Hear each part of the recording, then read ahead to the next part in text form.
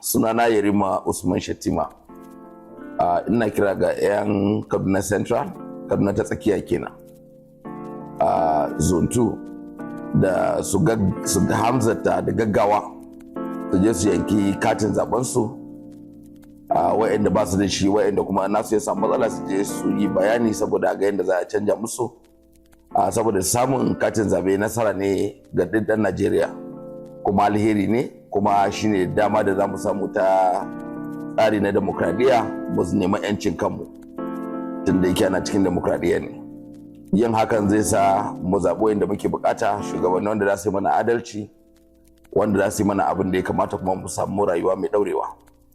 Saboda rashin katin ba garamin kalubale ba ne, saboda za mu zauna mu ci gaba da bin wa'anda ba ma san su, kuma dole mu bi su saboda tsari ne na doka. In ba mu zabe su ba, wani wayansu suka zabe su da ra'ayinsu, za su yi abin da suka ga dama. Kuma yin hakan ba karamin illa bane gare mu in ba mu samu katin zabe ba, saboda ta haka za mu samu dama mu zabe wanda muke bukata, su yi mana adalci, su yi mana abin da ya kamata sakamakon ganin cancantan su.